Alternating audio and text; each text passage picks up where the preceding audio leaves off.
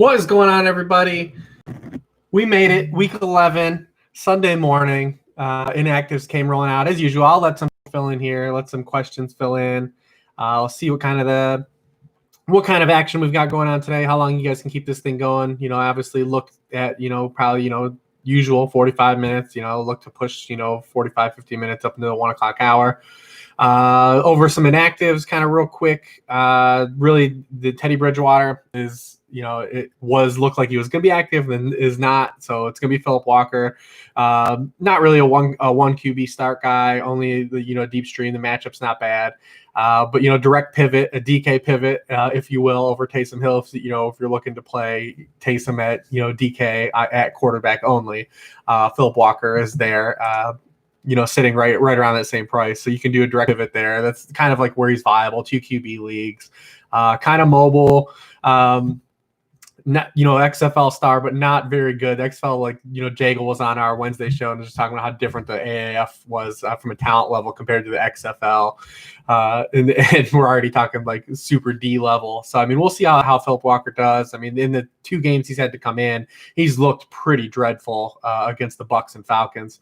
So we'll see how he does with the full start against the Lions team that really is not a team that we're scared of at home.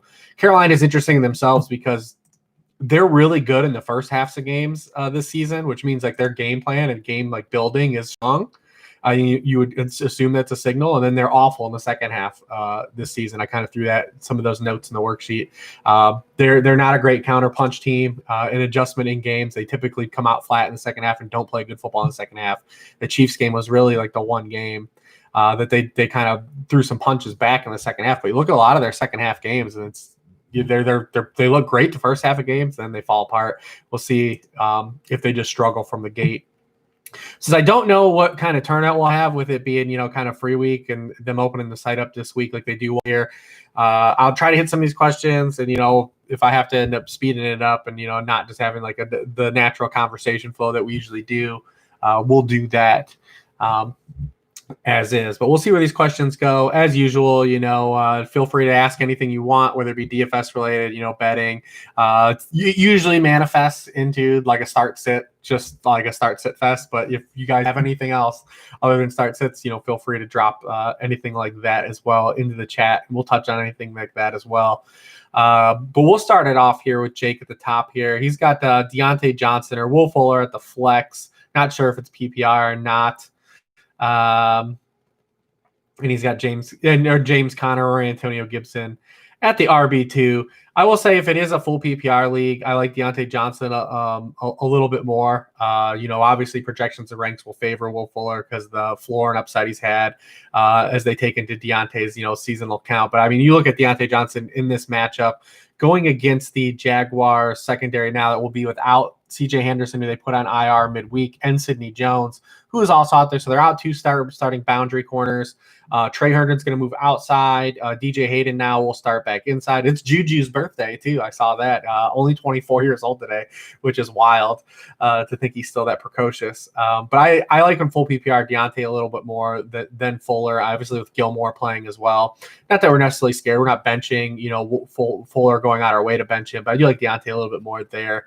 And then if you're talking about James Conner or Antonio Gibson, I still like James Conner a little bit more in projections like him too. I do see that there's let me just hit Brian's question too, because I see it. Then I'll switch Kaji's because Brian's kind of ties into this. A couple questions down is our concern level for Conner today and going forward. So today I'm still pretty mild as on the concern level. Obviously, we've got after he had a great start and we were just coasting through the first month of the season after that Giants game when he came out, he's racking up 100-yard games. He's racking up touchdowns. We're looking good. And then the last 3 games, 37 carries, 105 yards. What is the most concerning part of the last 2 weeks is, playing against the Cowboys. And then you say, well, the game script did go awry against the Cowboys. Maybe that had an impact.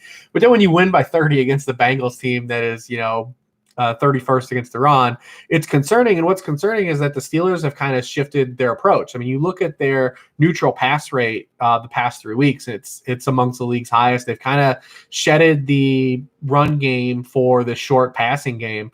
And they're really effective. Obviously, they're getting the ball to these good receivers, and they're using that as a function of their passing game. But they're 10-point favorites. It is a road game, so maybe that's the one thing that the box isn't checked. But Jacksonville has been a team we would target.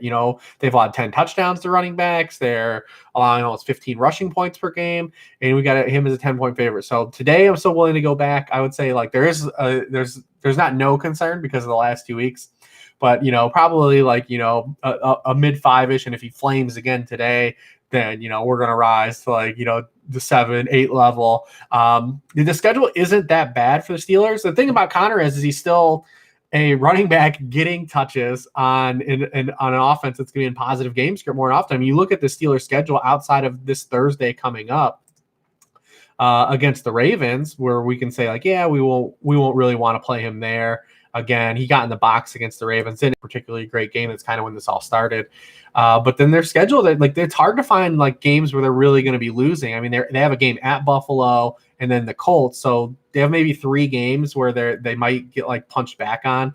But they're at Jacksonville, they play Washington, they get the Bengals again. So you've got a guy getting touches in positive game script, so we kind of have to just hold our nose and keep him in RB2 territory. But we'll see how today goes. I would say, today I'm probably 4 or 5 in terms of level of concern, where I would have been a 1, in this matchup, or if this would have been in week 5. And then if he flames again today, we'll be climbing up the board there. Kaji, good morning to you, sir. He's got my top 3 QBs on FanDuel in GPP and cash. So my quarterback pool, and if you're new to this or whatever, I keep my quarterback pool tight, typically 4 to 6 guys. On FanDuel, my quarterback pool today is Justin Herbert, Deshaun Watson, Cam Newton, and then the Dallas, Minnesota matchup. I'm over on both Kirk Cousins and Andy Dalton, just to see, that for GPP stacks. I feel like that game is going a little overlooked in ownership, obviously, because you have a high leverage play like Dalvin Cook, who's the clear running back one on the board. Everyone's playing Dalvin Cook in cash, but anytime you have a guy, look play a little leverage. I don't really know if I fully buy that Andy Dalton is as terrible as he's been the 6 quarters he's played.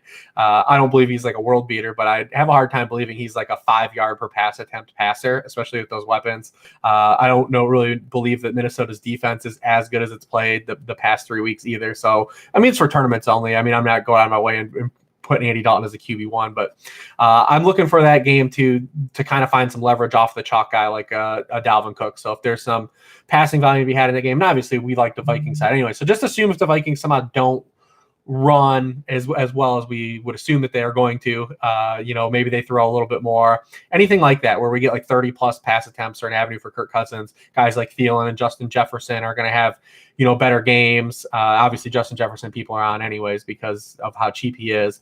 And then the Dallas side, you can always look to run it back those receivers. Amari Cooper is really cheap on DraftKings.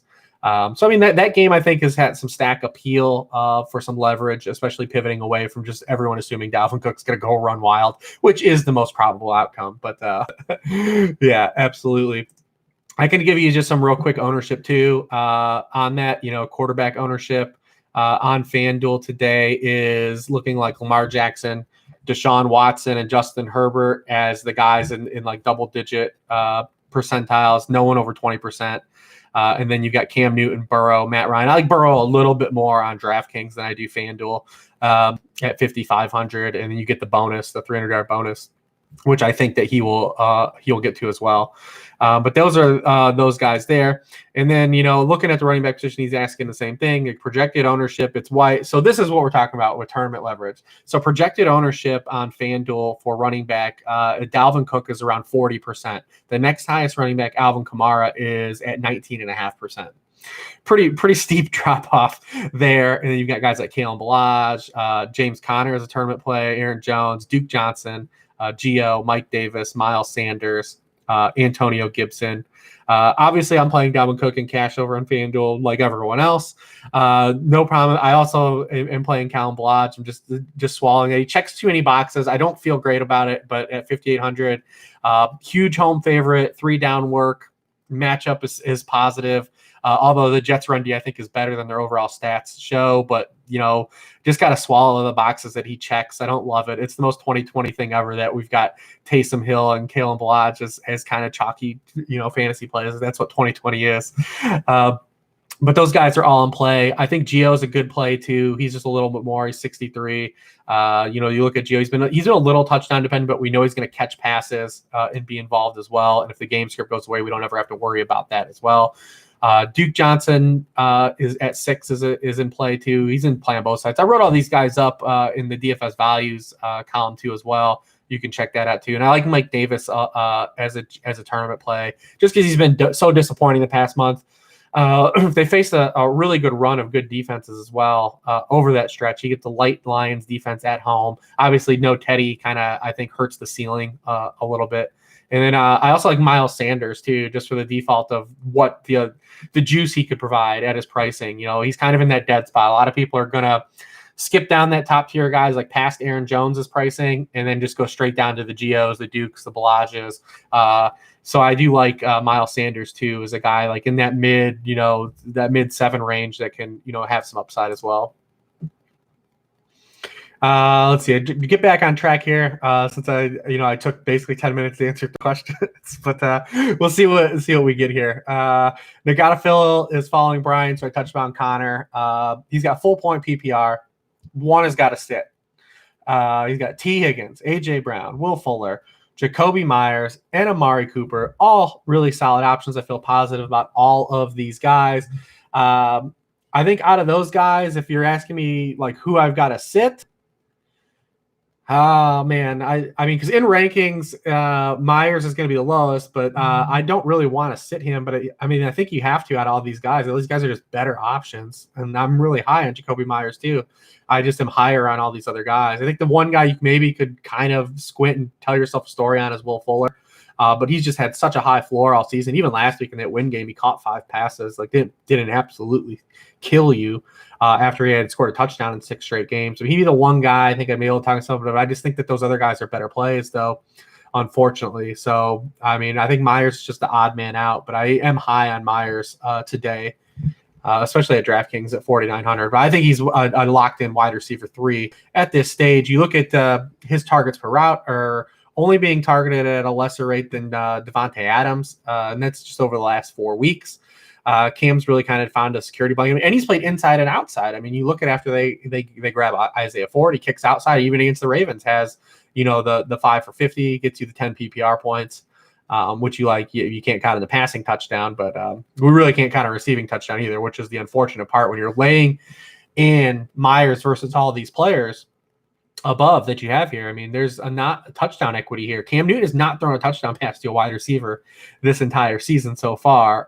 We would hope that changes eventually, but I don't know. When that offense gets inside the red zone, though, I mean, we know how they're operating. I mean, Cam Newton is the highest rate of red zone carries than any quarterback, any player in the NFL, not even quarterback. I mean, he's got 12 carries inside the 5. They just don't really involve their wide receivers in that area of the field. That's kind of the other problem too, is that if you're playing Myers, which we like him as a floor play, where is the ceiling for him? I mean, he's got to catch a bunch of passes in a full PPR format to get you a high ceiling game, because his touchdown probability just doesn't exist like those other players does. Albert was in here. I lost it. I scrolled down accidentally. He's got a 10-point PPR touchdown league. Darrell Henderson or Melvin Gordon. Oh, that is brutal.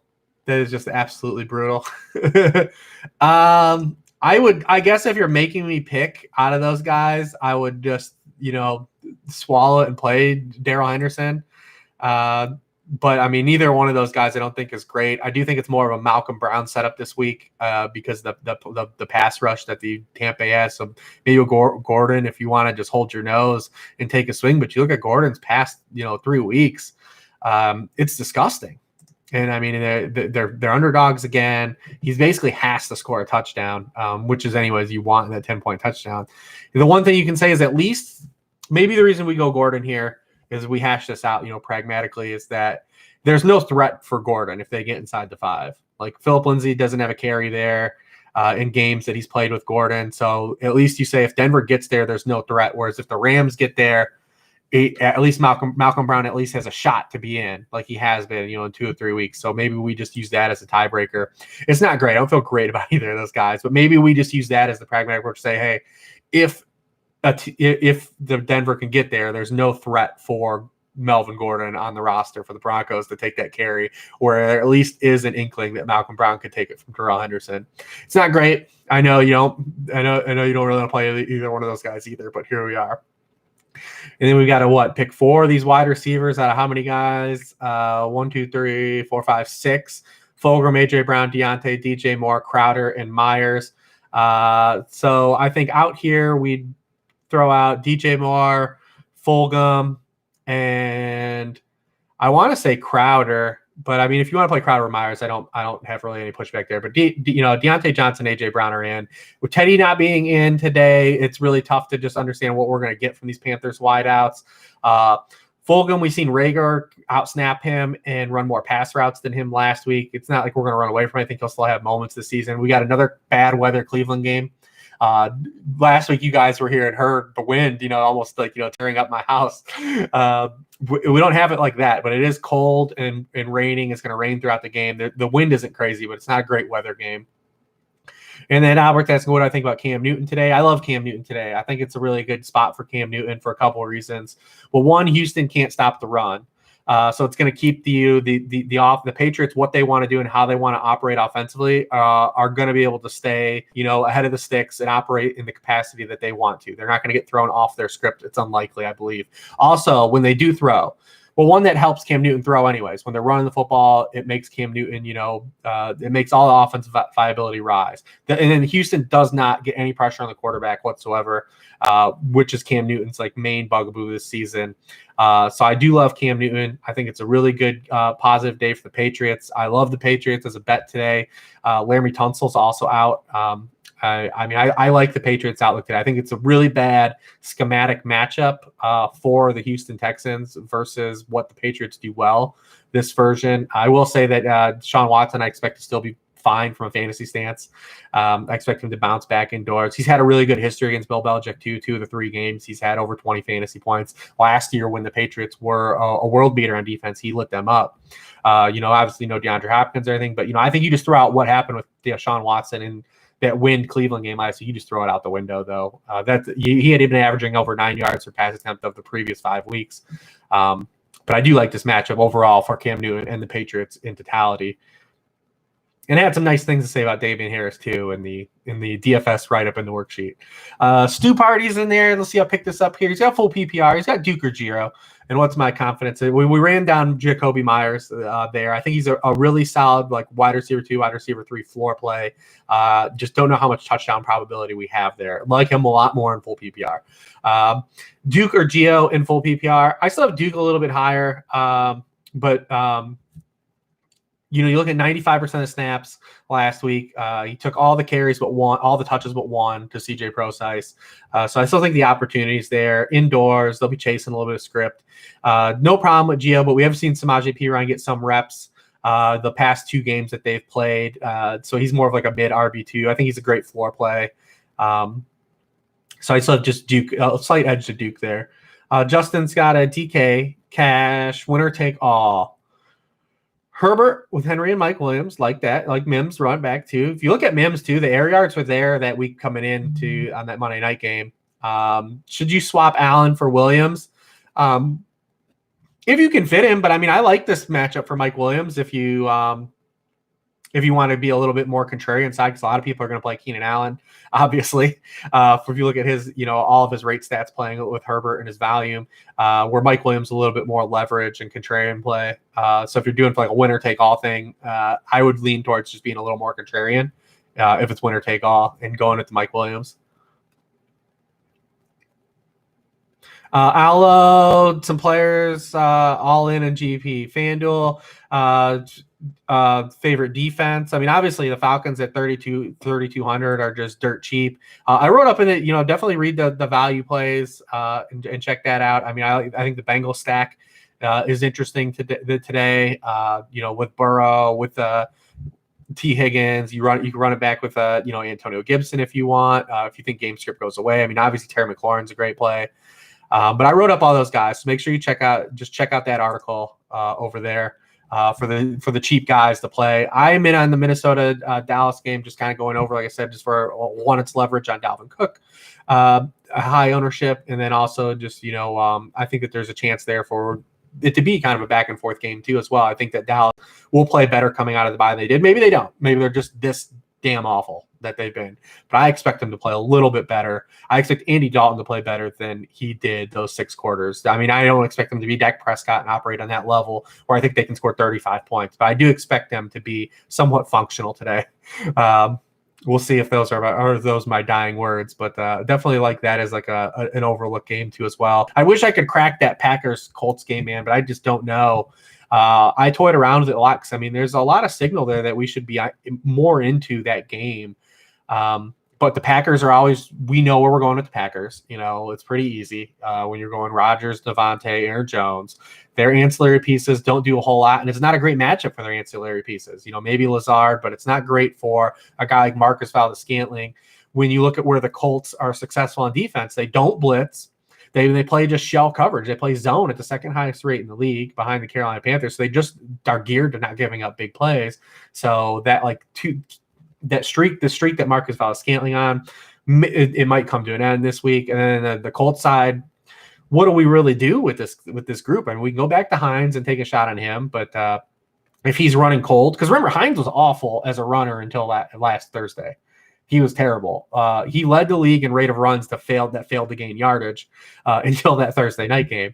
So, I mean, it's possible. He comes out and he's not running hot. It's a great matchup for the run as well. And then we've got Michael Pittman surging, but you look at Michael Pittman, all his damage came outside last week. So if they don't move him back inside, is he going to see Jair Alexander? Does he have the same kind of upside?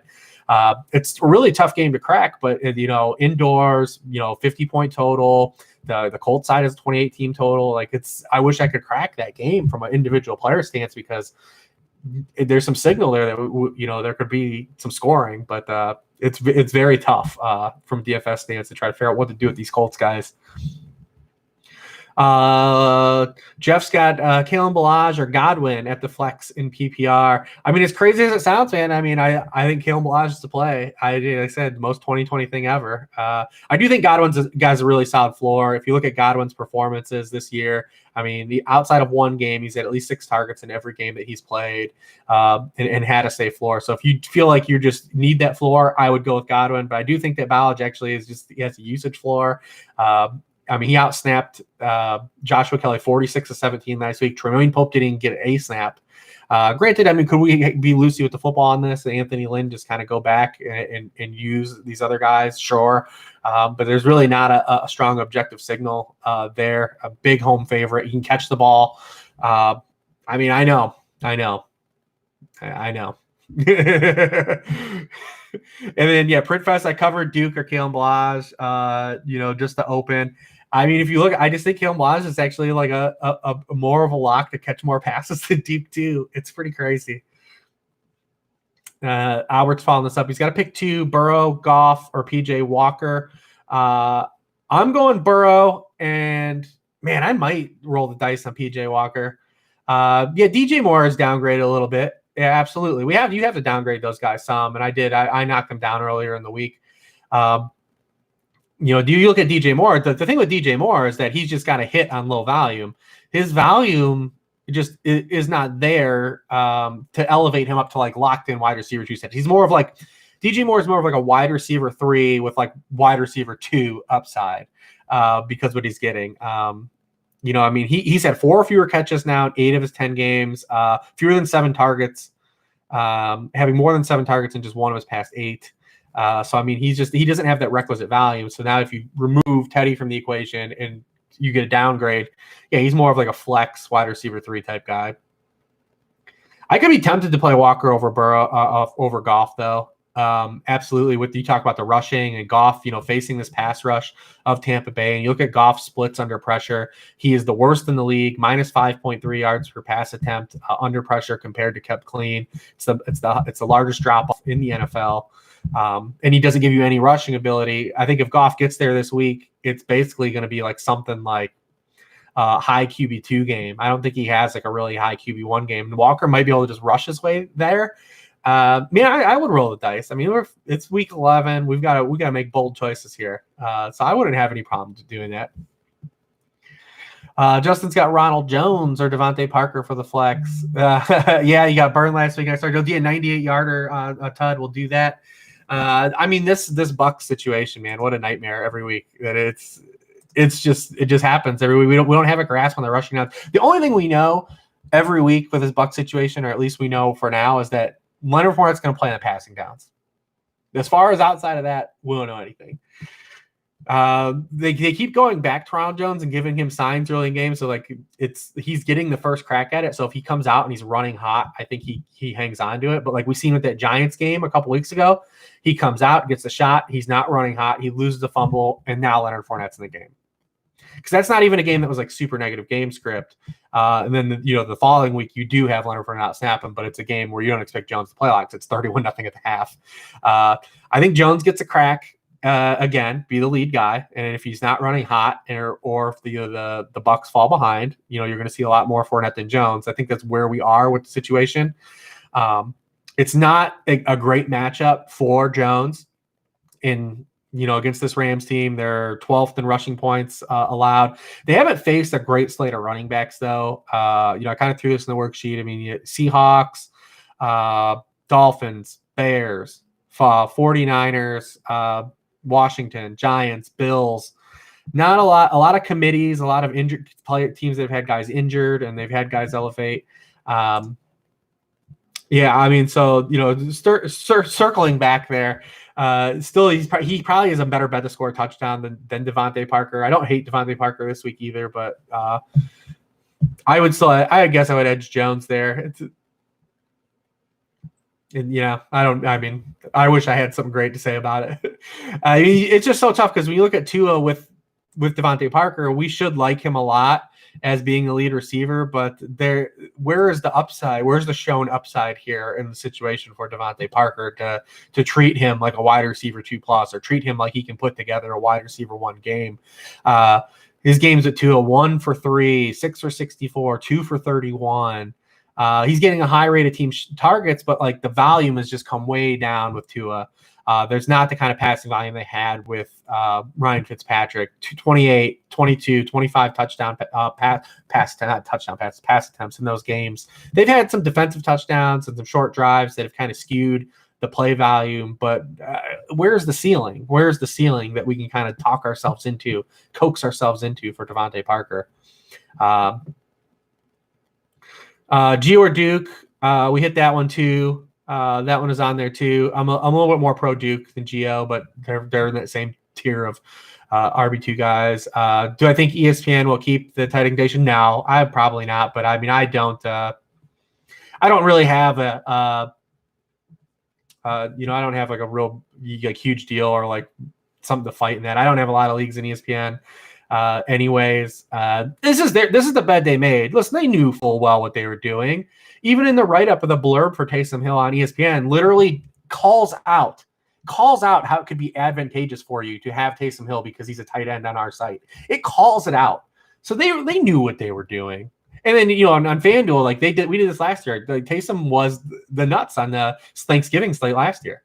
So, I mean, they knew what these sites knew what they were doing. They knew that this could happen.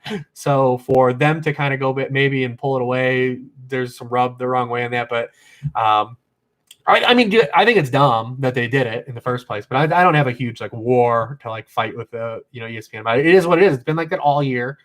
Everyone. So if you owners could prepare for this, they could have. I mean, you could have been legitimately just playing Taysom at tight end. The way he was playing, he's been a tight end 1 in 2 of the past 3 weeks just from his rushing. Like the way the tight end landscape is, even without him playing quarterback, he was usable on ESPN as a tight end in the first place. Yeah, I mean I think it's silly though altogether, but we've known this all year. Am I nervous about starting Wentz? Still roll with him or Tua or Tannehill? I mean, I always say, well, what are the pivots? I don't love this matchup. We don't love the weather. In Cleveland again as well. I still would edge him over both of those players, Tannehill or Tua. Maybe Tannehill, you can talk me into it, but one still offers a little bit of rushing equity as well. I still have him a little bit higher. Tua just doesn't have the passing value. He's in other words, he's been fine, But like, where is the ceiling? Where is the ceiling we can get? At least Wentz has shown he can turn out QB1 games. Tannehill can too, but I mean, this is not a great spot for them. After Brandon Williams being out and Calais Campbell helps out them stay on script and probably keeps Derrick Henry a lot more viable today than possible. So I would say I believe Tannehill is the best floor out of those three guys, but I think Wentz has the guy that can potentially offer you a QB1 game out of that group. But I have them all actually in the back half of QB2s. So not really a lot of love out there. I mean, Gabe's got Mike Williams, Woods, or I'm assuming this is Michael Thomas out of those guys. I mean, I don't know if it's full PPR or standard. If it's full PPR, Bob is hard to get away from. If it's just standard, I don't mind swinging on Mike Williams. I don't have any idea what to expect. And we haven't talked about Taysom a lot in this outside of it, just what do we think about ESPN. But I have no idea what to expect from this offense at all. Is it just going to be Tebow-ish? Is it going to be, are they going to let him play traditional quarterback? They're going to have him drop back and throw. I mean, Atlanta is not a team that we've been scared of to throw on all season, but it's a team we want to throw vertically on. You know, they play, you know, obviously that throwback, you know, that cover three shell defense, keep everything underneath. That's why running backs catch so many passes on them. They're good against the run. Atlanta is too. So maybe if they are, you know, they can slow down this run game. Now they're good against traditional run, like QB RPOs, like that kind of stuff's all different. It does. You can almost throw a lot of that stuff out the window. It's like citing like teams against the run versus the Ravens. You know, they're good against traditional run, but that scheme. Does Jameis play at all? How much was the smoke? Does Jameis play? How much do we believe it? What if Taysom Hill is just terrible for the first What if he has a turnover and is like 2 of 7 passing and they're down? What if they have to pass to catch up? There's a lot of variables here no one has an answer to. I'm excited to watch this for sure. But as it pertains to these pass catchers, Michael Thomas already was in a gray area of like, does he have the same upside he had last year, even playing with Drew Brees? And it was going to be another matchup we were going to go back and find out. But with Taysom Hill, I think he's more of like a wide receiver 3 floor guy. Again, where's the ceiling? With Jameis, you know, we even felt better as him still having a potential high ceiling. And we could get Jameis in this game. But he'd be the only guy I'd entertain out of the pass catchers. I think even it hurts a guy like Jared Cook. I understand he's harder to get away from because tight end has nothing. So if you got to play Jared Cook, I don't think that's, you know, the worst thing in the world either. But definitely, you know, lose a lot of faith in the passing pieces of the Saints. You probably see a lot of Kamara, no worries there. But yeah, it's just a lot of variables to play out. That's why I don't think a lot of people gave me pushback where I ranked Taysom Hill in the QB rankings as opposed to tight ends. I think it's a phenomenal tight end play. I think it's a questionable QB play just for all those things we laid out. I think I would still play him at quarterback because there could be a rushing floor here. So I would play him over guys like probably a Goff or a Baker Mayfield, guys that haven't really shown any ceiling or floor plays to begin with. That group of guys, I think, is fine to play him over. Even maybe a guy like Tua. But I don't think he's a guy like I would be able to stream with over like a streamer that I like, maybe like a Cousins or even like a Phillip Rivers that I think has a higher floor from a passing stance. I think he's a sketchy QB play just because we don't know. He could be great. He could be a great play. There's a lot of unknowns of what could happen there. So we're going to get back on track. Ian is asking us, Curtis Samuel, can he be trusted today? Should I play a guy like Logan Thomas in a good matchup for 1.5 PPR for tight ends? I still would edge Curtis Samuel there too. I do like Logan Thomas' spot. The thing with Curtis Samuel is really just, does he score a touchdown? Look at his games with or without a touchdown. It's pretty easy to understand like when he's usable. And that's kind of Logan Thomas is the same way. Did he score? Then he sucked. It's the same thing with Curtis Samuel. Look at it, all his lines. He's had 51 yards receiving, more than 51 receiving just once. More than 6 targets in just one game. He gives you those rushing attempts, you know, with CMC still being out. Maybe he gets in the box in the rushing angle. But he's probably a better bet for more targets than Thomas is. But both guys, the same thing. Did he score? He wasn't good then. There's no floor without a touchdown.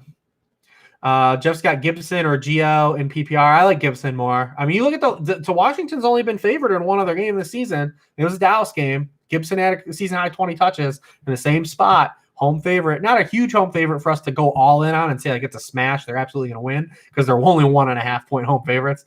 But Bengals 31st in yards per carry out of the running backs. I like Gibson a little bit more. Mims or Gallup and DK Cash. I like Mims Print Fest a little bit more in cash than Gallup, but I like Gallup, as I talked about, circling that game as a for GBP stance. The passing games of the Dallas, Minnesota passing side away from Dalvin Cook and going away from this. I don't hate Michael Gallup as like a tournament play in those scenarios as well. But I do like Mims a little bit more. Like I said, the targets and air yards, the snaps have all been there. Granted, the results haven't followed, and we still are attached to Joe Flacco. But for 3,300, I don't mind that, taking a shot there if you're punting down that low. Brian's got Kalen Balazs or Claypool in the half PPR flex. I like Claypool here a little more. This one I'm going to go against the Bellagio and go Claypool. I mean, you just look at Claypool. We talk about the injuries the Jaguars secondary has. 9 touchdowns in 9 games. And they're calling up like little packages for Claypool. He gets those like red zone rushing attempts. We always like those when they give our guys are worked in a package like that. So I'm going Claypool there out of those guys. And Claypool's like, we're starting to see him get targets weekly. They're starting to really get consistent. That was the thing early in the season. It's like he's getting these touchdowns. He's only getting 4 targets, and now the targets are starting to stack. So I'm going Claypool there. Brian's got AB or Michael Thomas. I still do have Michael Thomas a little bit higher than AB, just because AB has been more of a like wide receiver, like 4 flex guy. I don't think the Bucs will have the amount of pass attempts that they had last week either, and just overall play volume that they had last week. So I do think Michael Thomas is a little bit of floor there too. If you want to get real contrarian, I mean, you just chase a ceiling for AB. I don't think the Rams will be a team that has Jalen Ramsey kind of move around and follow one guy. I think he's going to be involved everywhere. He's going to be kind of a jack of all trades defender on Monday Night Football. Kind of get in the mix on everybody. TJ. So logically, should you start Carr over Taysom in your super flex? Who is the higher ceiling? I mean, we saw Carr lit up the Kansas City the first matchup. Granted, it was like an outlier. If you look at all the performances against Kansas City this season, that's the one that sticks out. And they hit a lot of long balls. We had 3 completions to each receiver over 40 yards in that game. Do I think it's probable he repeats that? Probably not. But the Raiders' offense is better than the public generally thinks it is. They're amongst the league leaders in scoring rate per drive. So I mean, I think Carr probably has a better floor. I mean, it's fun. You just want to play Taysom Hill, right? Like because it's one of those events. Like it's an event game. Like if Taysom is like awesome, like you were in and you cashed in, and there's also like that. Well, it could go terribly, and then I'm left holding the bag of this guy I played. If it's just the super flex and it's the super flex spot, I don't have a problem with it. I mean, I guess it would depend on how I felt about being like a favorite or not. Do I feel like I need to just chase? But I don't have a problem with it going to Hill. I do have Carr higher. I think he's just a safer play from saying like he's going to one play the whole game, and then that game could feature a lot more points scored in it as well.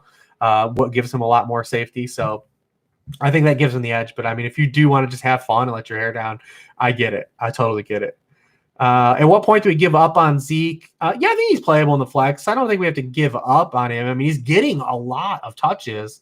And maybe this offense coming out of the bye is just not as bad. Maybe it's just not as bad. Do I think that Zeke's going to be like a top 5 guy again? Probably not. But he's getting 18, 20 touches. He's used in the passing game. It's tough. I get it. Like you're not getting a lot of that high in production you paid for, so it feels ultra disappointing. But I do think he's at least like still flex worthy in this running back economy, especially. RB2 flex. I mean, we were playing David Montgomery as a weekly RB2 just because he's out there every play. And like he's salvaging. He's like the RB16. That's like where we are. That's the kind of where we are with Zeke, man. I get it. I mean, and it's if you have your trade deadlines, like no one's buying, like no one's selling, giving you a bunch of things for Zeke. So I get it. Like you just have to hold your nose, play him as flex, play him as a floor play, hope he gets a touchdown. That's kind of where we are. I mean, it's that's where the running back world is. But yeah, I mean, if you have other options to play, I mean, you just ask who you're playing. I mean, it always depends. It's always context of who you want to put in your flex over. But I mean, that's where we are with Zeke. He's a volume-based RB2. Jake's got Gibson, McKissick, or Claypool in half PPR. I like Claypool there still as well. Claypool, Gibson, then McKissick. McKissick's had 29 targets last 2 games. They've had a ton of volume, passing volume. I wonder if that holds today. The one game they were favored, he'd only have 2 targets. So we'll see, what kind of volume he gets if they actually do hold on paper and they have positive game script today. JT bounce back week. I'm thinking of starting Woods, Rager, Crowder over him. A JT as in Jonathan Taylor? Who am I missing? Who am I thinking? Is it just Jonathan Taylor? I don't know if you can bounce back from nothing. But I mean, yeah, I'm not playing Jonathan Taylor over any of those guys you reeled off. If that's who it is. If it's not, just correct me. Eli, Pittman, Fulgham, Mike Williams, wide receiver 2, standard league. I'm going Big Mike in standard there against those Jets boundary corners. And because it's a standard league, we're chasing the Tud. I think he's the better odds there. I'll pick it up here because we're at 12:30. Zach's got Myers or Hines in full PPR. I'm going Jacoby Myers. I understand the reason why you might want to play Naheem Hines and go back to it, but we've been pulled down the situation so many times. And the same thing, if you look at Hines' games where he's had the 2 touchdowns, you have 3 games with 2 touchdowns. Those games are great, the ceiling weeks. But the floor outside of those, he hasn't had a floor outside of those. So it's not even we can even say he has a safe floor. So there's some guesswork there, whereas I know Myers has a good floor in full PPR. Full PPR, Rager or Lamb. I like Lamb still a little bit more, just indoors, no weather concerns. Obviously, if we had this with, Rager where we didn't have any rain or anything else, we might feel differently. But indoors, bad secondary. I'll go with Lamb. How much have I downgraded Fulgham and Michael Thomas week? I did. They're both down there. Moved down. So you check it out. I mean, Michael Thomas with the news with Jameis, I still was trading as a wide receiver 1 in projections, and he has fallen all the way down to wide receiver 3 territory. Rick's got Ebron or Hooper. I'm going Eric Ebron over there. Just a lot more faith in the Steelers passing offense right now, where Hooper is just more of like a floor guy. What do I think of Lamar today versus the Titans and pairing up with Marquise Brown? Love it. No Adoree Jackson still. No pass rush. The Titans can't get after the passer. They cut Vic Beasley. Jadeveon Clowney's not playing. Like Lamar in the Ravens spot a lot today. Kamer's got Goddard or Schultz in the tight end spot. I'm still going with Goddard, man. He's just too talented, I think, to be this poor for the rest of the season, where Schultz is more of just like a floor play. So, I mean, at tight end, I'm just going to always play the guy I believe has the higher ceiling because all the floors are crummy. Let's see. Red's in here. Appreciate you, Red, man. I haven't seen you in these streets. Tell everyone not to give up on Jonathan Taylor. I appreciate the love of the shirt. Yeah, I mean, I wouldn't give up on Jonathan Taylor. He's a tough start, but he's definitely not out of the picture by any means still, too. It's still wide open for those guys, I think, weekly. And Frank Reich's basically admitted, we're going to play the hot hand, whoever guy's running hot. So if you have Jonathan Taylor and you're forced to play him, you need him to come out of the gates. He needs to be good the first few drives. You just need him to be good and kind of keep that momentum turning because they've shown that they're going to play the guys that are running hot. I mean, 3 weeks ago, it was Jordan Wilkins. Jonathan Taylor comes out against the Lions, and it's just awful on his first 10 carries. And they turn to Jordan Wilkins. Then last week, Hines is just any of us are watching say, Hines looked great. John Taylor wasn't even bad in the Titans game. It's just that Naheem Hines was clearly their best running back in that game, so they kept riding him. Julius got to pick 2. PPR, Rashad Perriman, Conley, Renfro. No problem with that. You got all your guys on buys. I get it. I'm going to go with Perriman and Conley out of those guys. Renfro, if you want to play him, it's fine. He only had the 1 catch against the Chiefs. The Chiefs are pretty tough on opposing wide receivers. So I'll go Perriman and Conley. Obviously, you're looking for some upside for those guys. So at least you have it with Perriman and Conley. You can get a big play out of one of those out of those guys. Maybe not both of them, but one of them. Devin's got full PPR. Peterson, Jacoby Myers, Marvin Jones, or Brandon Cooks at the flex. Out of all those guys, I have Brandon Cooks the highest still. Past 5 weeks, he's led the team in targets. Gilmore being back might even help him, get play a little bit on Will Fuller where Brandon Cooks is running a little bit free. But J.C. Jackson's been good too as well. It's not like we're looking at the cornerback matchups to decide that, but just overall value, Brandon Cooks has been the play between all those guys. And then Myers is your floor play. Then Julius is going to follow it up with Mike Williams or Marquise Brown. I like Marquise Brown a little bit more out of those two guys. We talked about Adoree being out. I understand Marquise Brown. We've done this all season. We've chased these matchups with him and he hasn't hit, but we're going to chase another one. We're going to chase another one today. Do I like Allen Lazard since he plays the right side? I mean, you look at stuff like that. I'm not worried about that matchup in particular based on where guys line up because we don't care about Xavier Rhodes versus Devontae Adams. I mean, we've seen that play out over the years. I mean, we can just go back to all the game logs of Devontae Adams facing the Vikings, and there was no concerns there at all. But I mean, I like Lazard just fine for like being like a wide receiver 3 in that area. His huge game obviously came with Devontae Adams being sidelined against the Saints. But I think he'll walk back in, be one of these wide receiver 3+ guys in full PPR. Not going to be a guy that's going to get the deep targets, but I think between him and Valdez-Scantling, it favors him because of the zone coverage, not giving up a lot of big plays, which would favor a guy like Lazard out of the secondary Green Bay Packers guys. Start D, Chargers D or Browns D. I'm going Chargers D. No problem with the Browns having him as a QB or defensive 1 play as well. Just Chargers a little higher. Michael's in here. Appreciate the comments, Michael. Mims or Rashard Higgins, volumes or sufficiency. I'll chase Mims in the volume still. We got another weird weather game in Cleveland. Just kind of, what is that passing game anyway still too? We can't even grasp it because since Odell's been out, they played nothing with these bad weather games. We haven't even seen them play in like a regular weather game since Odell's been out. Red, we kind of talked about the Panthers receivers at the top. Those guys got discounted a little bit. Robbie kind of fringe wide receiver 2. We talked about DJ Moore being a wide receiver flex, wide receiver 3+, just not a lot of volume there. And then we talked about Curtis Samuel kind of being a guy that just he's touchdown dependent, even with his targets. I don't know much about the play calling change for the Jets and how that will impact, them having a week off. I would expect them to, with him having a week off, to be a little creative. I mean, when you look at teams, huge underdogs like off of a bye and winless teams, and I think Warren might have wrote this up with the over in this game. If you check on the site and the dashboard, I think Warren wrote this up because I think he gave away this over.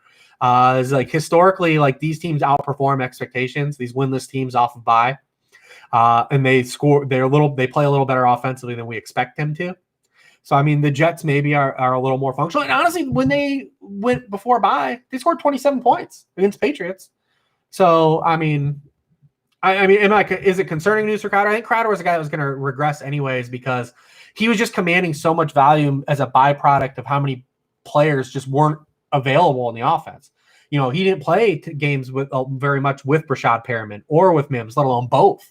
He had a lot where they haven't had any tight end develop all season. He's playing games with Jeff Smith and Braxton Berrios and Chris Hogan. So yeah, I mean the concerning part of Crowder is that they're just healthy. They're healthier at wide receiver than they were.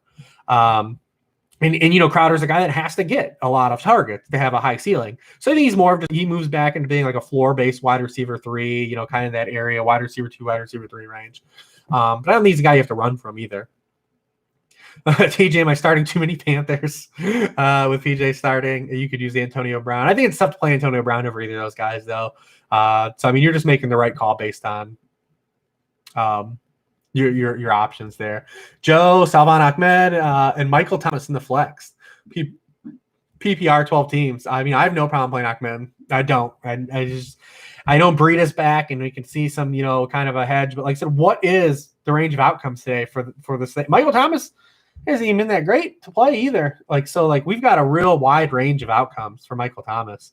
Where at least Ahmed, even with Breida coming back, Breida wasn't a guy that was really cutting into Gaskin's workload. So maybe they keep, the young guy in and seeing what they've got. Kelly has non-PPR, Shark, safest out of Judy or Antonio Brown. It's non-PPR which I think helps Shark out a little bit more than the other guys. But I have no problem going to Judy. I understand the matchup against the Dolphins is not great. The Dolphins have been really good against a couple good wide receivers of late, but there's just too much value for Judy. Like, he's getting too many opportunities for me to just ignore and like really kind of extremely downgrade for the matchup. The past 3 weeks, he's been first, or third in air yards. He's getting double-digit targets every week. I just can't ignore that. I just can't ignore that kind of volume. And Sharks' volumes has been pretty solid, but it's another one of those. It's another one of those huge dog. We've got Jake Luton.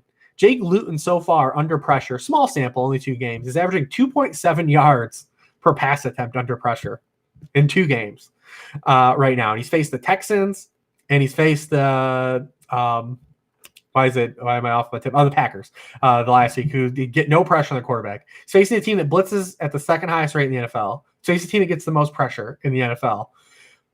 It's hard for me to really kind of objectively support a lot of the Jaguars pieces on offense today. The Steelers typically on the road, huge favorites. They tend to play down. We've seen it, Garrett Gilbert in this spot. So it happens, it could happen. But on paper, it's hard for me to really love Jake Luton in this matchup and kind of getting the ball out to these wide receivers for high ceilings for Shark if I've got pivots that are in the same bucket as him. Eli, are we starting Cam Newton today over Rodgers? Yeah, I like it. I think Cam Newton's a great play today. Calvin Ridley, a potential sneaky play, Rich. In GPPs, yeah.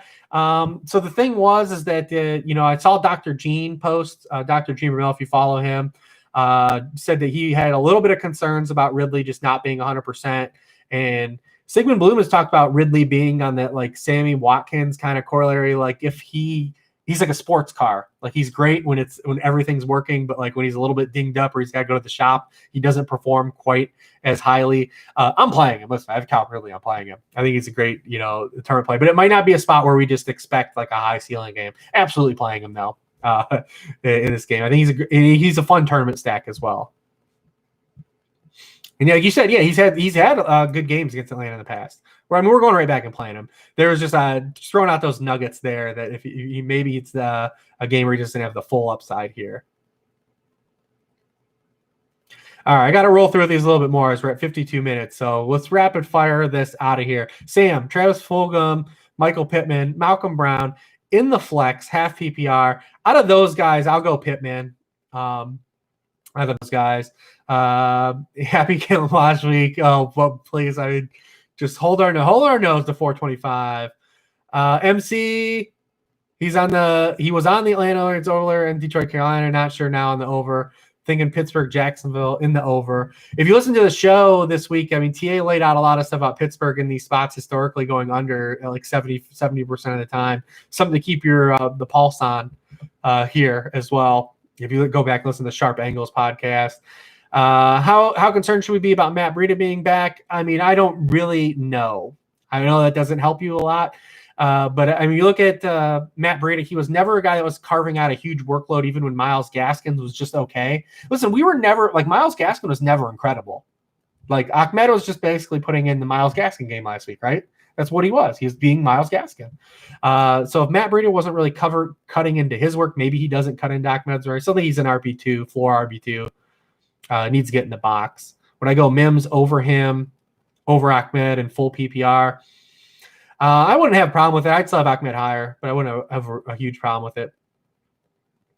Let's see, J Mel, Deontay Johnson or Kareem Hunt in the flex and full PPR. I'm going Deontay Johnson. Kareem Hunt keeps living, but I mean, you look at like he had the workload last week, but I think this is a weird matchup with the Eagles where they can stop the run but give up big plays. Where I think that aids Nick Chubb a little bit more than it does Kareem Hunt. I like Deontay just a lot today. I like the Steelers' short passing game a lot. Upside for Marvin Jones Jr. today, of course. Yeah, he's been playing well the past month. Even the last couple of games he played with Galladay, he was still like a wide receiver 3, and he's getting in the box. So I play him over Michael Thomas. Maybe Michael Thomas. Definitely not Julio or Deontay Johnson. Not even close. Not even a conversation. Maybe Michael Thomas if you're going to go that route. But that would be it. Michael Thomas would be the only one. Half point PPR, Tony Pollard or Jordan Wilkins. So that's a fun one. I'll roll the dice and play Wilkins there because we know Pollard's just going to be like, the ancillary piece. But like, what if Wilkins is the guy that runs hot today? What if it's Wilkins like it was against Detroit a couple weeks ago?